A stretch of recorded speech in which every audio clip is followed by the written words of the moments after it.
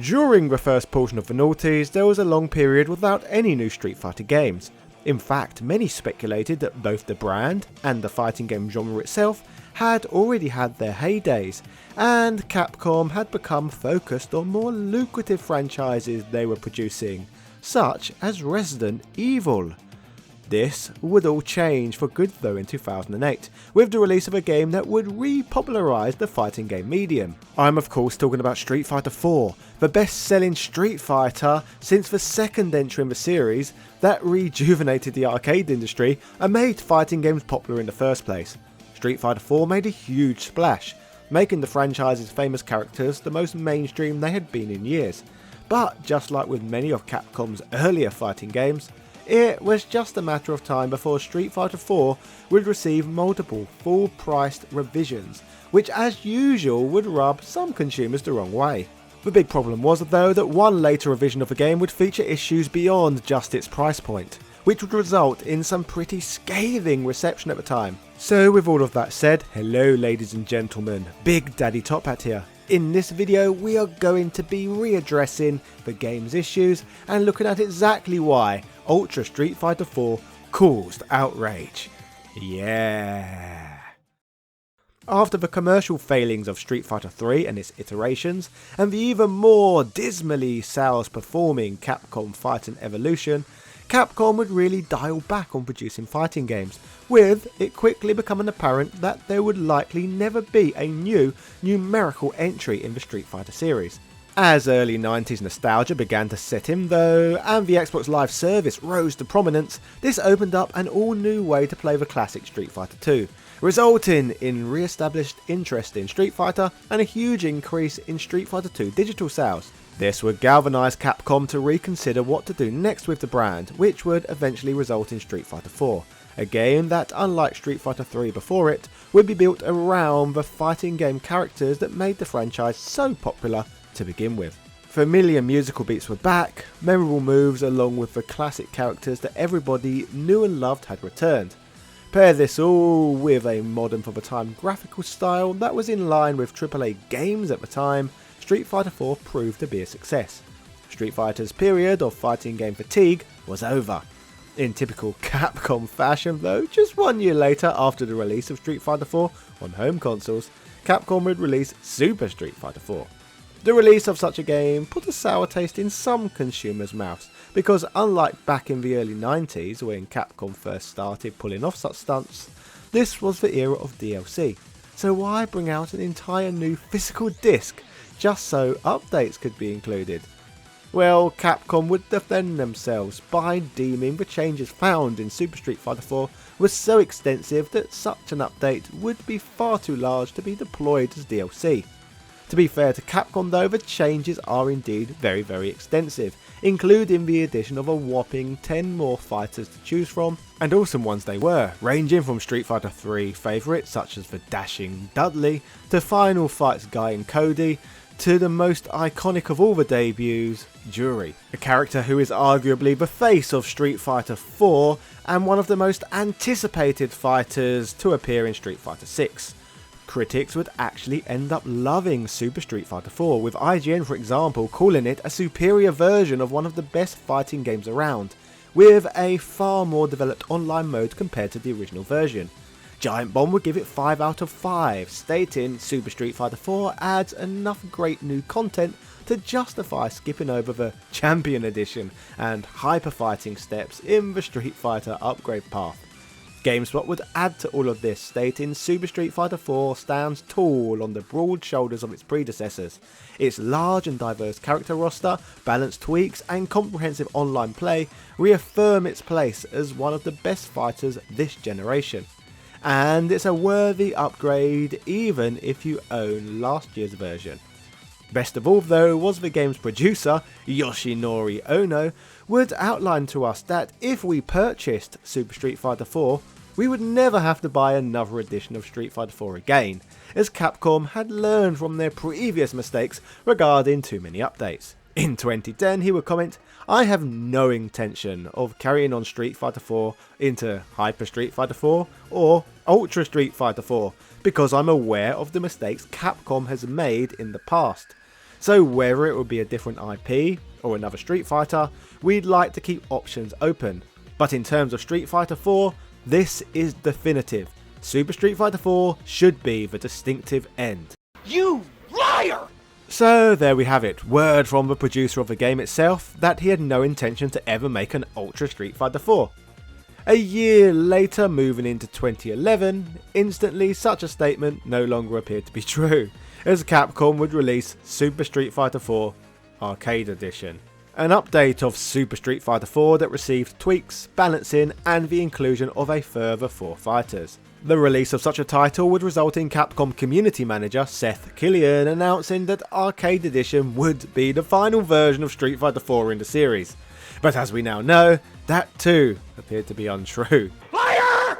At the Evolution Championship Series 2013, Ultra Street Fighter 4 would be announced for 2014, yet another updated version of Street Fighter 4. This version of the game would introduce more stages and playable characters, including the likes of Rolento, Alina, Hugo, Poison, and a Shadaloo doll. The Capray in her first ever playable appearance.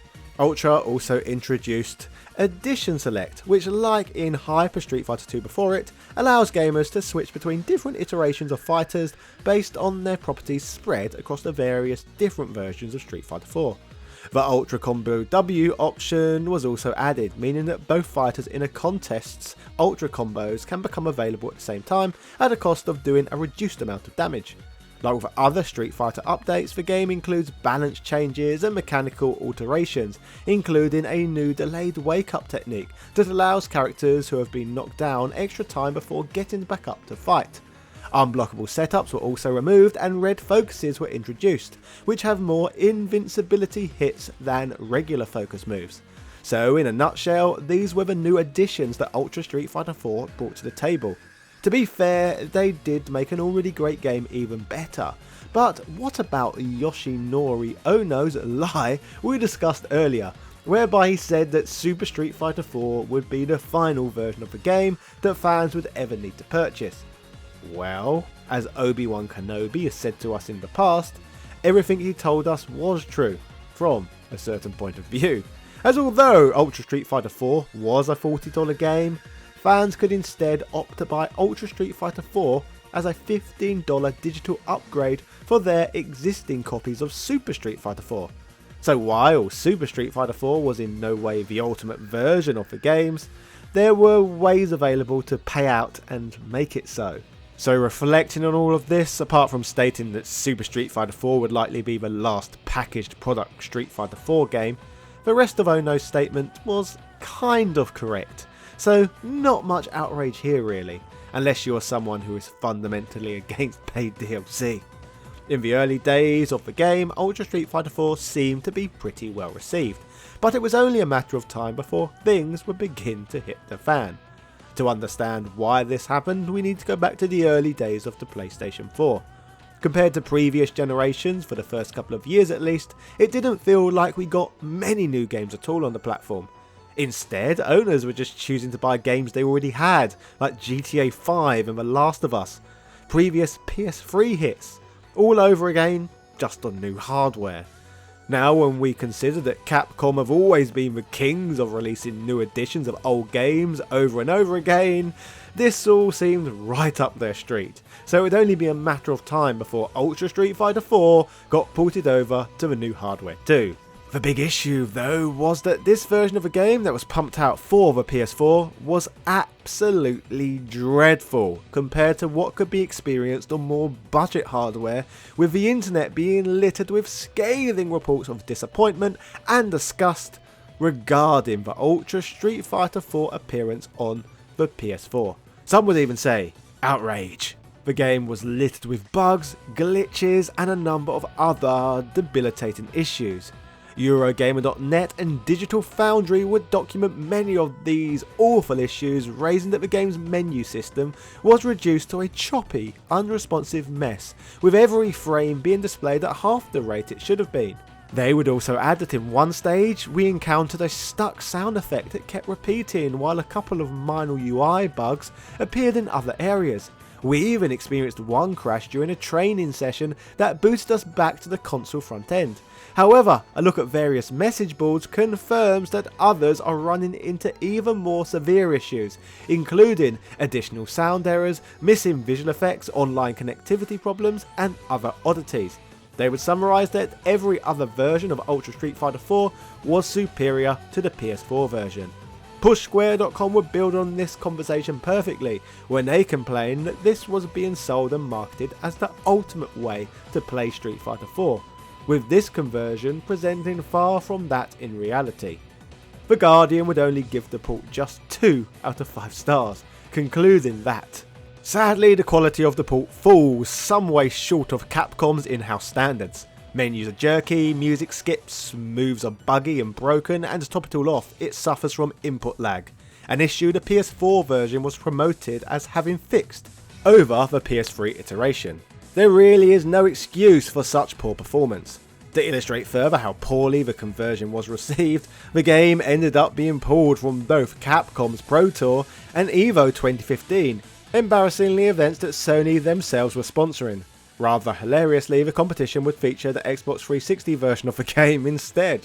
Capcom Unity would be forced to make a statement on such a matter, stating, "A lot of our more competitive players have wondered how the Ultra Street Fighter 4 version of PS4 will affect them and the tour.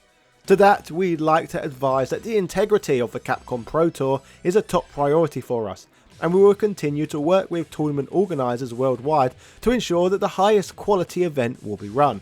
Each region will maintain its current hardware standard for the remainder of the 2015 Capcom Pro Tour, until otherwise announced.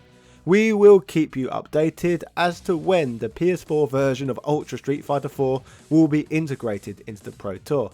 SCEA and Capcom are currently looking into the issues that some users may be experiencing, and are working to resolve them as quickly as possible.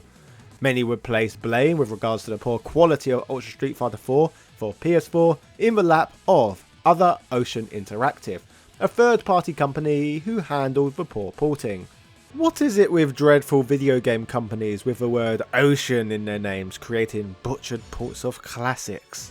As demonstrated by this video, it is no wonder why players were so unhappy with Ultra Street Fighter 4 on the PlayStation 4.